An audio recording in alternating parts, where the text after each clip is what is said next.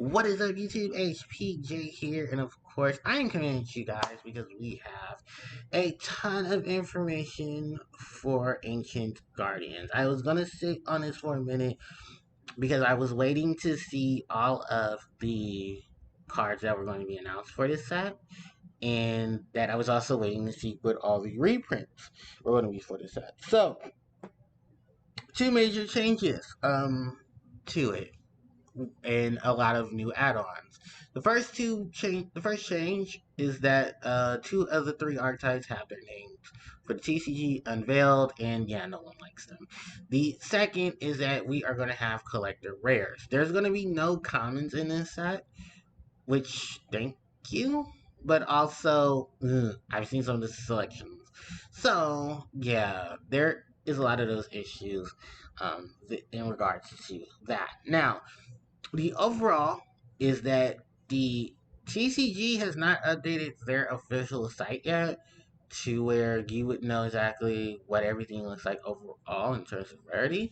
So the only link we technically have is the Yu-Gi-Oh! Wikia, which I'm going to actually have to use, and then I'm going to be bringing up a ton of other cards as well, just to fit into this, because I know a lot of you guys were waiting for me to talk about the changes and everything, and I wanted to have a full synopsis of it, just so that when I got to it, I would be able to give you guys the full effect.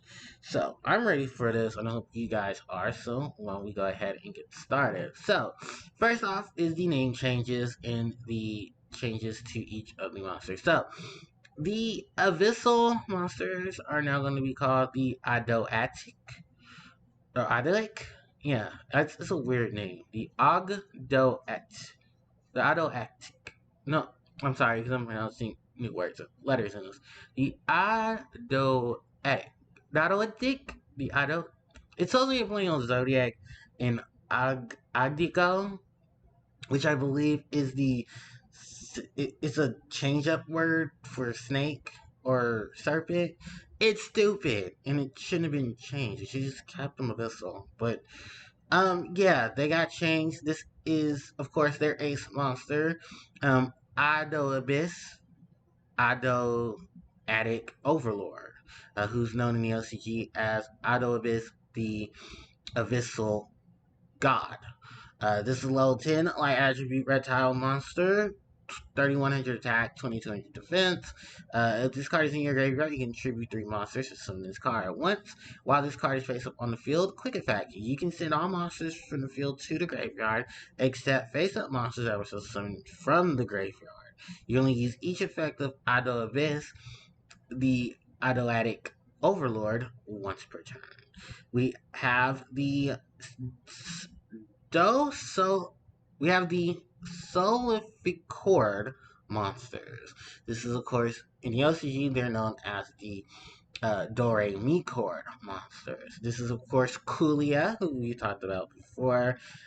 She's now called Do Solificord Colia. Kulia. She's level 8 when attribute fairy type pendulum effect monsters, 2700 attack, 2400 defense, with a pendulum scale of 1. Her pendulum effect. Your opponent cannot activate spell, trap, or monster effects when your Solificord pendulum monsters is pendulum summoned, because as parentheses says. Then, as a monster effect, you can summon this card from your hand by tributing 2 pendulum monsters. You only use each of the following effects of Delsorificord Kulia once per turn. You can target one face-up card your opponent controls, or up to 2 cards if you have an odd pendulum scale in your pendulum zone. Negate its effects until the end of the turn. When an effect of a monster on the field activates with an even or when equal to or less than attack of the highest attack pendulum scale in your pendulum zone times 300, destroy that monster. So of course she's the ace for the Solificord, which is known in the OCG as the Dore Micord, which I hate that name change as well. Stupid, but anyway, and then we have the Ursuric Septotron, known in the LCG as Bertic Septotron. Level 7, water, Beast type warrior synchro monster, 3000 attack, 700 defense. Cannot be synchro summoned. Must be summoned from your extra deck by sending 2 monsters you control with a level difference of 7 to your graveyard. 1 level 8 or higher tuner monster and 1 non-tuner synchro monster. Negate the effects of face-up monsters without a level that are special summoned from the extra deck. If your opponent special summons a monster or monsters except during the damage step, you can add 1 Urthric card from your deck to your hand. You can only use this effect of Urthric Septotron once per turn. So the Urthric monsters are basically are an archetype utilizing what Konami was trying to do with Dark Synchro Monsters. If you don't know what a Dark Synchro Monster is, I can give you a good example. Frozen Fitzgerald was supposed to be a Dark Synchro Monster to fit in with that part of the Yu-Gi-Oh series that was part of 5Ds, focusing on the Dark Synchro Monsters, where they had a quote Dark Tuner monster, and they would take a very high level monster, put the two together, they would synchro, but it would be a negative monster. I think also the monster's look was also in a negative accord.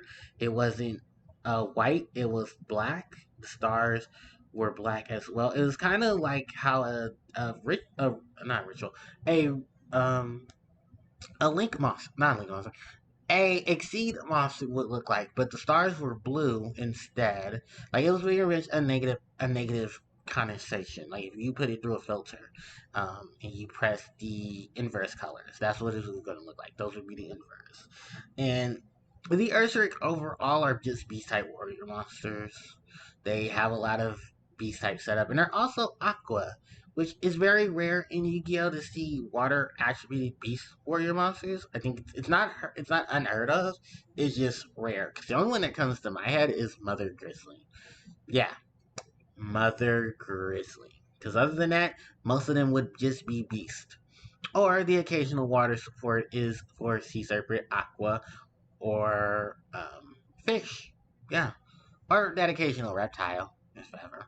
So, this is their monster, and pretty much that's just all 3 of the big ones. Now, the big changes. This is what we're going to talk about now. So I want to switch over to Yu-Gi-Oh!pedia for the big changes. So the set will come out in the NA on March 7th. For the rest of the TCG, they get it March 6th. Unless you are of course, OTS affiliate star and you get it earlier. Anyway, this is just the whole lineup of cards. Many of them did not have their official names changed. However, their archetype did get changed. Unfortunately. The other big setup and change is, of course, the reprints. We gotta talk about these reprints. First up, Venomanaga, the king of poisonous snakes. Venomanaga, the deity of poisonous snakes. We have Evil Dragon Antenia. We have Skullmeister joining this as well. Light Serpent, Luster Pendulum, Dino Power, Ignister Providence, and Magister Paladin, the Draco Slayers. All 4 of them will be in here as well. We got the old boy, King of the Feral Imps. We have a reprint of Dino Wrestler Pancreatops. We're also getting that nice sweet reprint of Snake Rain. We have Trade-In following in this as well. We have Viper's Rebirth. We have Aesir's Rock Sunrise making another appearance. We have Pot of Riches. The Pendulum card. Yeah, Pot of Riches. That's fun enough. Speaking of Pendulum cards, we have both Wavering Eyes and Ignite Reload joining this. We have Damage Equals Reptile, Rise of the Snake Deity, and Offerings to the Snake Deity also joining in this rank. So it's not too bad. Most of the reprints are rare, so there's nothing too big to worry about. They did add collector's rares, of course, to this set. And I'm actually going to scroll up to give you guys the full lineup of all the collector's rare cards. We have, first off, from the Ogdoadic, we have the Ogdoadic King and the Ogdoadic Queen, Aron and Umanessa, both being collector rare. We also have, of course, the Ogdoadic Overlord Ogdoadic being collector's rare as well. So that's 3 for the Ogdoadic. For the Solific Chord, which I'm gonna end up just calling the Chord monsters. We have 5 Solific Chord Fancia. We have Soul Solific Chord Gracia. We have T Solific Chord Butia. And of course, there is Do So Fully Chord Coolio, being the collector's rare. So that's at least 4 for the Solific Chord. And then for the Ursuric, there seems to only be 2. And that is Ursuric Polari and Ursuric Septotron. I don't know if you guys know who Polari is. We'll pull up Polari right now. This is Polari. It's so cute. So adorable, but could create so much chaos. Ursuric Polari, known in the LCG as Baratic Polari. Oh, excuse me, Polari. Level 1 Beast Synchro Monster. 700 attack, 1000 defense. Cannot be synchro summoned. Must be summoned from your extra deck by sending 2 monsters you control with a level difference of 1. That is 1 tuner, 1 or more one tuner and 1 non-tuner. When this card is special summon, you can add 1 Baratic Big Dipper directly from your deck. You activate 1 Ursuric Big Dipper directly from your deck. You contribute 1 level 7 or higher monster to add to your hand, or to summon 1 Ursuric monster from your graveyard. You can only use each effect of Ursuric Polari once per turn. Polari is named after one of the constellations, which I think is for Polis, the constellation Polis. Some of you also may love Polis because, this little game called Among Us. Yeah. So, that is Polari. The field spell, the Ursuric Big Dipper, we're going to talk a little bit about that as well. I've talked about most of these cards. This is the Ursuric Big Dipper. This is their field spell. This is not even a giant ass battleship that is taking the imprint of the Big Dipper. Once a turn, if your Ursuric monster would be tributed for a monster's effect, to activate a monster's effect, you can banish 1 level 7 or higher Ursuric monster from your graveyard instead. Each time monster is special summoned, you place 1 counter on this card. Once a turn, if a monster is special summoned and an Ursuric Synchro monster is on your field, except during the damage step, you can remove all counters from this card, minimum of 7. The target 1 monster your opponent controls and take control of it. So it's a search, it's a brain control, and it has the ability to substitute cards for other cards. Basically, Ursuric monsters as well.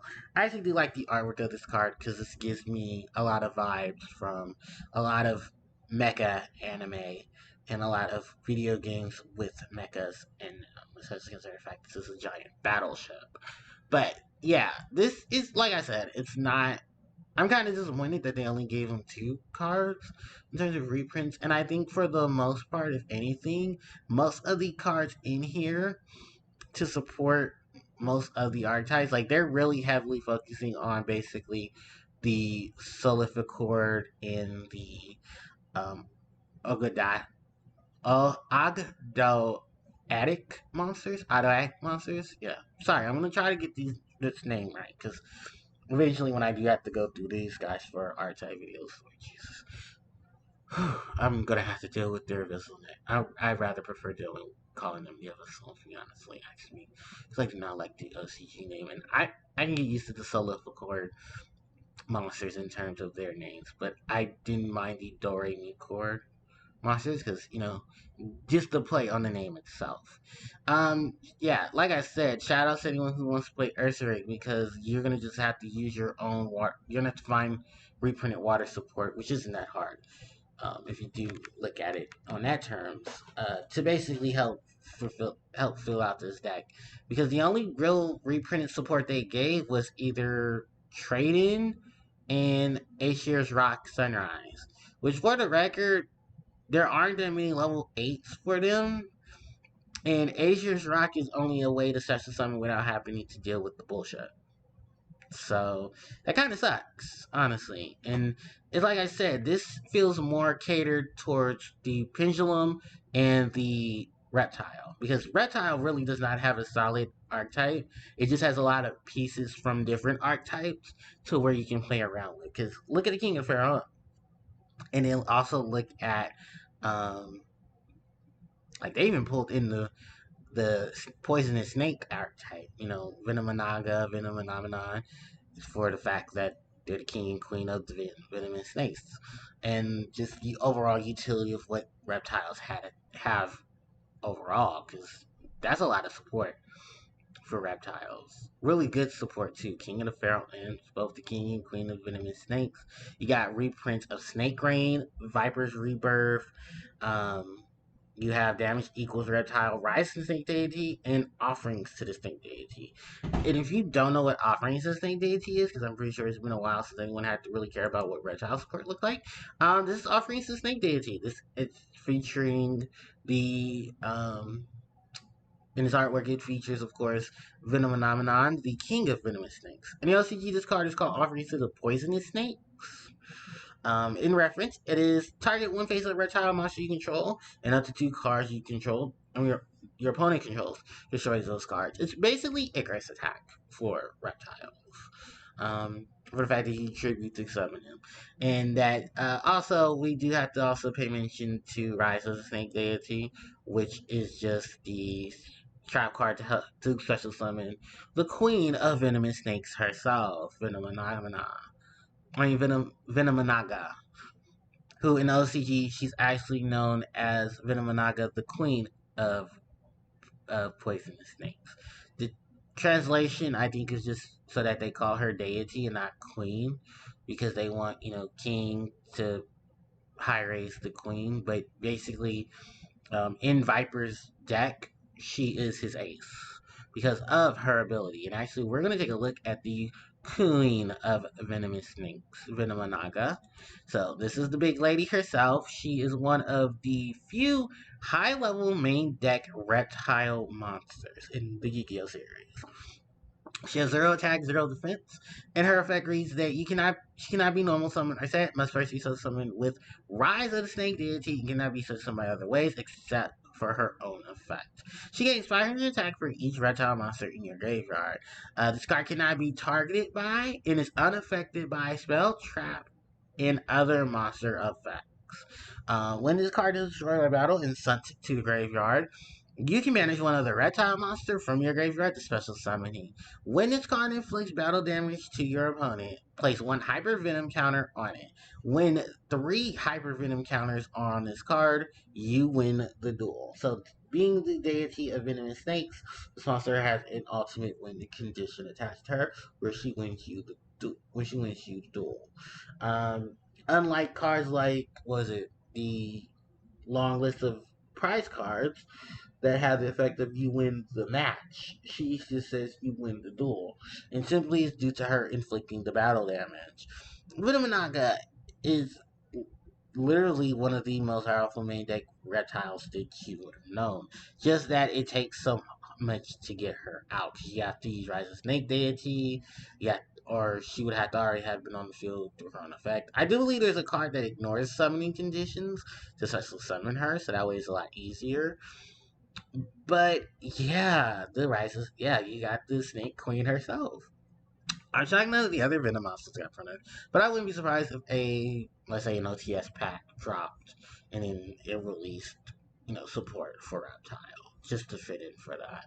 But I overall think this is a decent enough set. If you wanted to look into Pendulum or Reptile, definitely go for it, because Acer's Rock's already been reprinted and there's enough reprints to trade in to go around. So you really don't have to worry about that. I think most people will probably try to get the Skullmeisters from this just because of the fact that it's going to be a rare and a collector's rare. And I don't really care about I don't care about collector's rare. I just care about when good cards get reprinted, because Skullmeister is a great card. Um, Probably many of you already know it does, but just for those who don't. When a card effect is activated in your opponent's graveyard, quick effect, you can send this card from your hand to the graveyard to negate the effect. And it's a great way to shut down the graveyard if you don't own copies of Ghost Bell and the Haunted Mansion, which, to be fair, that Dual Devastators had a ton of hype, and I remember buying three. I bought 3 boxes of that set. Jesus Christ, I bought 3 boxes, and just to get multiple copies of it, and then had to wait an additional day because they could not send it to me. That was it. It came out in 2019, October 12th, and I remember saying that I remember buying it because I got paid before, and I got paid that early. I got paid at the start of the month, and I went paper bills, and then I was like, okay, I'm gonna drop this 100 on it real quick. I paid $100 for 3 boxes of Dual Devastators because I basically wanted everything in Dual Devastators because it was so many good reprints. I actually still have a lot of those cards too, and it was something that I advise a lot of people to do. Like, please go get Dual Devastators. If anything, go get a box of Dual Devastators. It is everything you needed in it. It really was because it had hand traps reprints. It had selling trap reprints that people wanted. It had a good portion of extra deck monsters as well. Lots of links, exceeds, and synchros. My only problem with it is that it should have included some other staple cards that definitely needed a reprint at that time and did not have one. And I'm not talking about cards that were currently in sets. I'm talking about cards that were very high price, and Konami had the chance to reprint them. And the set did not reprint them then, but waited till Dual Overlord to reprint them. And even then, they didn't reprint all of them because you had to wait for another following set to get more cards from there. So yeah, I mean, it is what it is in terms of that. Like I said, if you want to build Snake, if you want to build Pendulum, this is good for you. If you want to try the Ursaring, go for it. But the amount of cards that they have for the reprint is just not worth it. If anything, you can also pick up your Skullmeisters if you need it. I don't really think anyone needs or is in dire need of Pancreatopsis because it's still at 1. So that's the thing. Anyone who wants to collect trade-ins and Snake Reigns, because God, this is getting printed, please go ahead and get that. And I think just more so the pendulum support if you're needed, or just updates to your um, snake support as well. But yeah, so that's basically gonna wrap up this video for you guys, and I do hope you guys enjoy the video as well. Don't forget to like, comment, share, and subscribe to the channel as it helps out tremendously. Hit the notification bell so you guys can be informed of when I do upload more content. In the description box below is of course all the social media links so you guys can interact with me there. There is, of course, the Patreon. If you do want to support the channel and help the channel grow a little more, you can put in to help the channel itself. And you can eventually have your name shouted out in the video, or I want to try to get some stuff together with my Patreons um, as well. Maybe some duels and stuff like that. 'Cause I know you guys would be interested in that as well. So, thanks everybody for watching, and of course, I will catch you all next time. HPJ signing out. Take care.